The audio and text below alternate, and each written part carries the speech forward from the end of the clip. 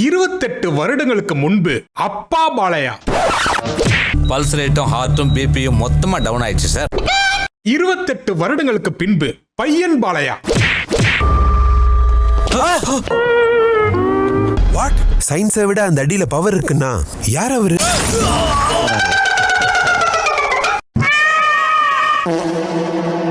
உன்னை கல்யாணம் பண்ணிக்க போறவன் எவனா இருந்தாலும் அவன் கொடுத்து வச்சவன். வேற யாரு? நீதான். ஒருத்தன் என்கிட்ட ராங்கா நடந்துக்கிறான் sir.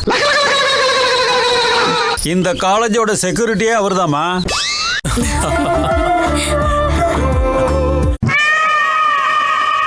Welcome to the world of பாலையாவின் எங்கள் ஐயா பார்ட் 2.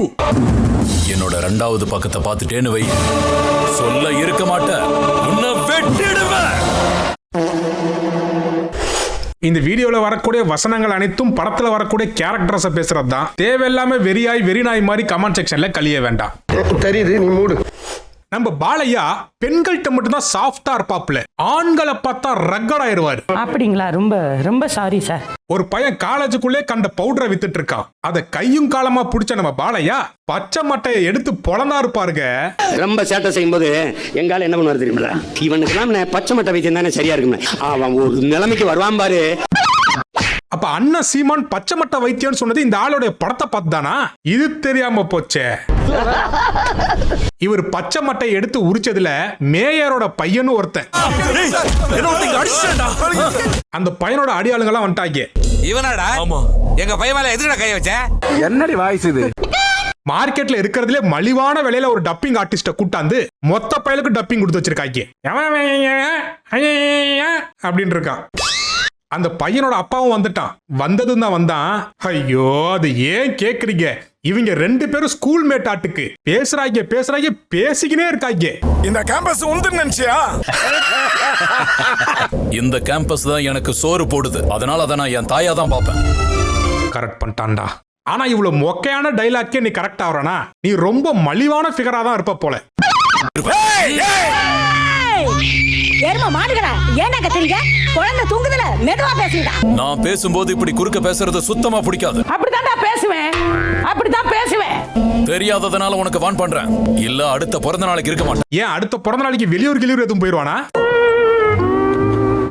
உன்னோட போஸ்ட்ல டிராபிக்கு 100 ரூல்ஸ் இருக்கலாம். ஆனா இந்த காம்பவுண்ட்ல ஒரே ஒரு ரூல் தான். நான் பேசணும், அதை நீ கேட்கணும். One way traffic. டேய், இந்த ஆளு காலேஜ் ப்ரொஃபசர் இல்ல, ஹைதராபாத்ல செகண்ட் ஹேண்ட்ஸ் ஆட்டோ ஓட்டுறோம் போல. எது ஒன் வே, எந்த இடத்துல டிராபிக் கம்மியா இருக்கும்லாம் பேசிட்டு இருக்கான். எனக்கு இங்க வலிக்குது, இங்க எனக்கு வலி வந்துச்சுன்னு வையே, அவ்வளவுதான். அந்த இடத்துல வலி வந்தா பேராசுட்டமல் மாத்திரை போட்டு படியா சத்த நேரம். இதெல்லாம் ஒரு பிரச்சனைன்னு மேட்ட கம்ப்ளைண்ட் பண்ணிட்டு இருக்க. நான் பாடம் சொல்லி கொடுக்கும் போது மட்டும்தான் கிராமரை ஃபாலோ பண்ணுவேன். அடிக்கும் போது ஃபாலோவே பண்ண மாட்டேன். எந்த பக்கம் ஆரம்பிச்சு எந்த பக்கம் கொண்டு போய் முடிப்பேன்னு எனக்கே தெரியாது. ஏன்னா உனக்கு பார்த்து தான் படிக்க தெரியும். கிளாஸ் முடிச்சிட்டு வெளில வந்தா பாஸ்ட் டென்ஸ் எது பிரசன்ட் டென்ஸ் எதுன்னு கேட்டாலும் உனக்கு தெரியாது. உனக்கு உன் பையன் வேணுமா இல்ல அவனோட ஞாபகங்கள் வேணுமான்னு முடிவு பண்ணிட்டு நாளைக்கு காலேஜுக்கு அனுப்பு. யோ, இவ்வளவு நேரம் நீ பேசுனதுல அந்த ஆள் அவன் பையன் யாருன்னே மறந்துருப்பாயா? ஏன் இப்படி அந்த ஆளை கூப்பிட்டு வச்சு தாலி இருக்கிற? எப்படிதான் இவர் படங்களை உங்க ஊர்ல பாக்குறீங்க? தெரியல. இது ஒண்ணுதான் குறைச்சல். அங்க அந்த ஆளை பாருங்களேன். ப்ரொஃபசர் போடுற பேண்ட் அது அங்க கிழிச்சு விட்டு சட்டை பட்டனை கழட்டி விட்டு அந்த ஆளை பார்த்தா காலேஜ்ல இருந்து வெளில வந்த மாதிரியா இருக்கு. ஏதோ ஓயோ ரூம்ல இருந்து வெளில வந்த மாதிரி இருக்காங்க. என்னங்க இது? இவ்வளவு நேரம் இந்த ஆள் தான் பக்கமும் டைலாக் பேசிட்டு இருந்தாரு. அந்த பையனோட அப்பா வந்ததுல இருந்து ஒரே ஒரு டைலாக் தான் பேசினா. அதுக்கே இந்த ஆளு ட்ரிகராய் சுகர் அந்த பண்ணி மாதிரி கத்திட்டு இருக்காப்ல. இப்படி நீ மட்டும் பேசையா ரொம்ப நேரமா அப்பா அம்மா வர சொல்லுன்னு பேதியில போடுங்க. இந்த பொண்ணு பாலையா மேல எந்த அளவுக்கு தீவிரமா காதோல்ல இருக்குன்னா, நம்ம பாலையா சூப்பர் மார்க்கெட்டுக்கு போறாப்ல அந்த ஆளே சுத்தி பார்க்க தான் போயிருப்பாரு. இவ பாலையாவை சுத்தி பார்க்க கிளம்பிட்டா. கேம்பஸ்ல மட்டும்தான் நான் ப்ரொஃபஷனலா இருப்பேன், வெளியே சாதாரணமா இருப்பேன். அப்ப நான் உங்ககிட்ட ஃப்ரீயா இருக்கலாமா? ஈவினிங் சரியா 7:30 மணிக்கு காலேஜ் முடிச்சுட்டு அவர் வீட்டுக்கு போனீங்கன்னா அவர் லுங்கி கிங்கியெல்லாம் கழட்டி போட்டு ஜட்டியோட தான் திரிவாப்ல. அப்போ ரொம்ப ஃப்ரீயா இருப்பாரு. என்ன எளவு டைலாக்டா இதெல்லாம்? ஒரு ப்ரொஃபசர்ட்ட காலேஜ் ஸ்டூடெண்ட் இப்படிடா பேசும். அது மட்டும் இல்லாம அந்த பொண்ணோட அப்பாவோடய 10 வயசு அதிகம் இந்த ஆளுக்கு. இதெல்லாம் எம்புட்டிக்கு அவ்வளவு தெரியுமா? இது மட்டும் இல்ல மக்களே, காலேஜுக்குள்ளே இதுங்க 2 கன்றாவியான ரொமான்ஸ். சார், உங்க சட்டையில காக்கா ஆய் போயிருக்கு. வாஷ் பேஷன்ல நல்லா நக்கி கிளீன் பண்ணிட்டு தானே வந்தோம். அடுத்து நம்ம பாலையா புக்ல படம் பார்த்துட்டு இருக்கும் போது அங்கேயே வந்து இவரை பார்த்து அது வலியுது. ஹாய்.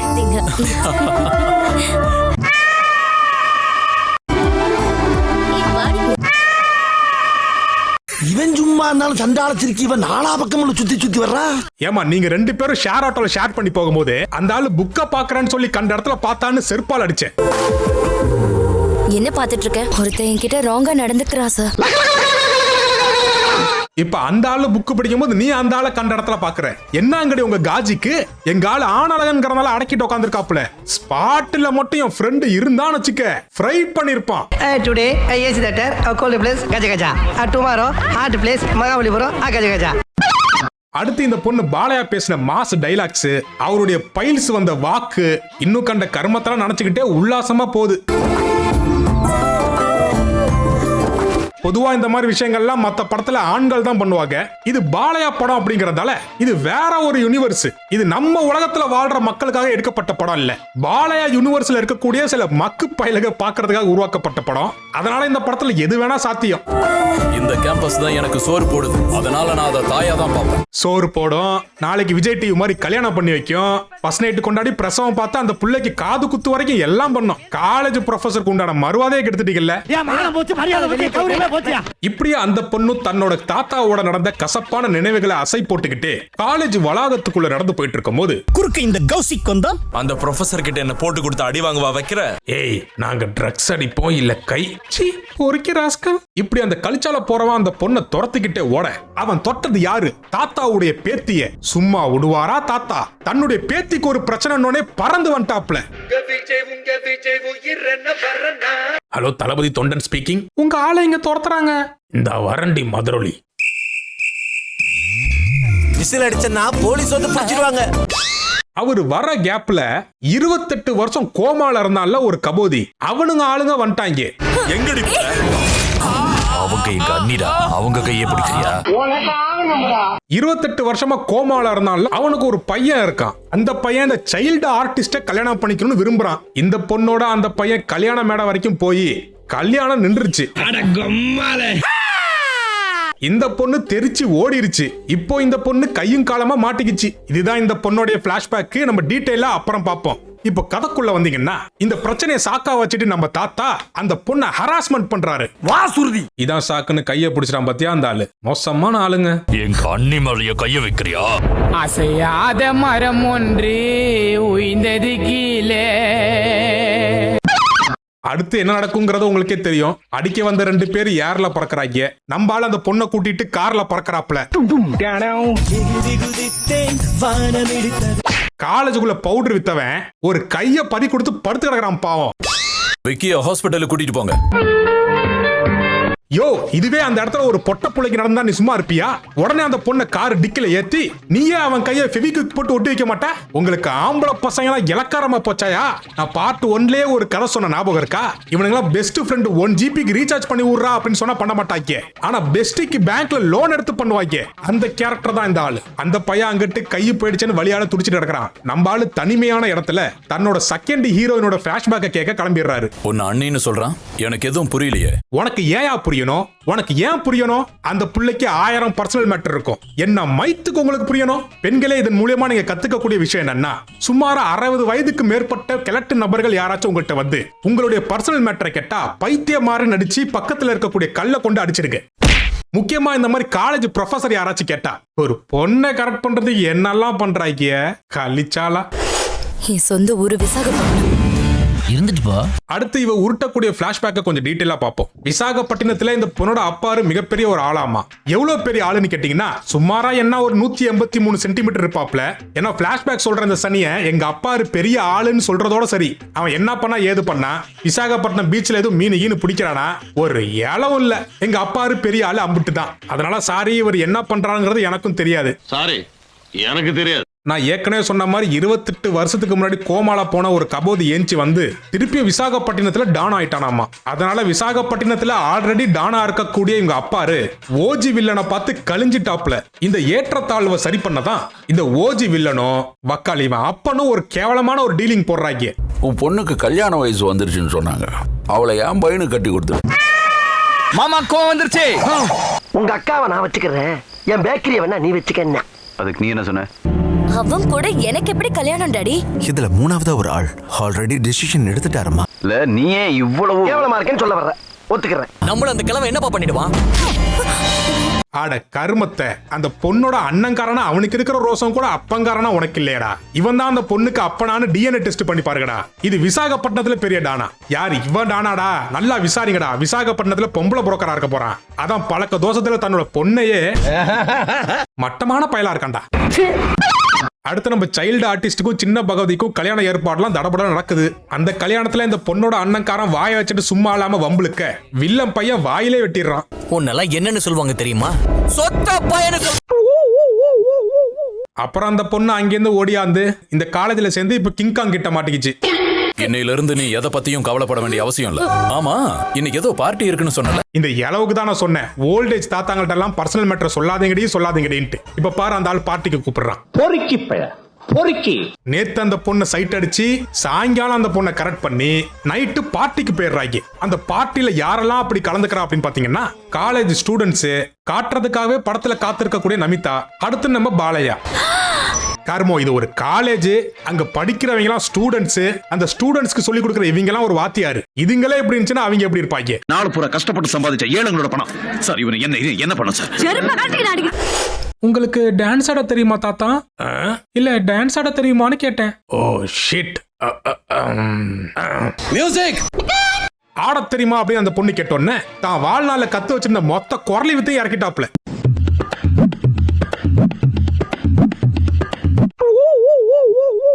என்னடா நெருப்பெல்லாம் விடுறாரு? ஒருவேளை ஹாரி பாட்டருக்கு அங்கிளா இருப்பாரோ? இந்த ஜிம்ல நீங்க ஒர்க் அவுட்லாம் பண்ண போகும்போது ஒர்க் அவுட் பண்றதுக்கு முன்னாடி சில வார்ம் அப் ஸ்டெப் எல்லாம் ஜிம் ட்ரைனர் சொல்லி கொடுப்பார்ல, அதெல்லாம் இவருக்கு யாரோ ஸ்டெப்பா சொல்லி கொடுத்துருக்காங்க. அடுத்து தன்னோட காலேஜ் ஸ்டூடெண்ட் கூட பார்க்காம அந்த பொண்ணோட ஆபாச ஆட்டம் போடுறது, சக ப்ரொஃபசர் நமிதாவோட ஆபாச செய்கை பண்றது, கன்றாவி. ஃபிங்கர் இன்சைட் பாடி ஷேக்கிங். இந்த ஆட்டோக்காரங்க எல்லாம் ஆட்டோ ஸ்டார்ட் பண்ணுவாங்கல்ல, அது ஒரு ஸ்டெப்பு. தண்ணிக்குள்ள மூழ்கின கொக்கு மீனை பிடிச்சிட்டு எட்டி பார்க்கும் பாருங்க. எனக்கு என்ன ஒரு டவுட்னாடா, இவரை கலாய்க்கிறதுக்குனே இந்த மாதிரி ஸ்டெப் எல்லாம் நீங்க சொல்லி கொடுக்குறீங்களா, இல்ல இந்த ஆள் இந்த ஸ்டெப் எல்லாம் போட்டது பிறகுதான் அது கலாய்க்கிற மாதிரியே மாறுதா? தயவு செஞ்சு சொல்லுங்கடா. என்னடா இந்த படத்தை பார்த்த பிறகுதான் ஒரு பொண்ணை எப்படி இம்ப்ரெஸ் பண்ணணும்னே நான் கத்துக்கிட்டேன். இப்போ உங்களுக்கு நான் சொல்லி தரேன் கேளுங்க. முதல்ல ஒரு பொண்ணை பார்க்கணும், அப்புறம் அந்த பொண்ணை அவாய்ட் பண்ற மாதிரி நடிக்கணும், அப்புறம் அந்த பொண்ணுகிட்ட மெதுவா பர்சனலா கேட்கணும், அப்புறம் வரியா என் வீட்டுக்குன்னு கேட்கணும். ஹாஸ்டல்ல கன்வீனியன்ட்டா இல்லன்னு நம்ம கிறிஷோட வீட்டுல பேயிங் கெஸ்டா தங்குறாங்க. வீட்டுக்கு கூட்டு வந்தோன்னா ஒரு ஆர்த்தி எடுக்கிற மாதிரி ஒரு சீன் வைக்கிறாங்க பாருங்க. கேஆர் விஜய் அந்த பொண்ணை பார்த்தோன்னே தன்னோட வீட்டு மருமகளாவே கற்பனை பண்ணிக்கிறாங்களாமா. சண்டால என் பேத்தி வயசு இருக்குண்டா அந்த பொண்ணுக்கு, லைப்ப தொலைச்சிட்டேடி. ஆரத்தி எடுக்கிற அன்னைக்கு வந்திருக்கேன், நீ அதிர்ஷ்டசாலிமா. அசமா போயிருவீங்கடா.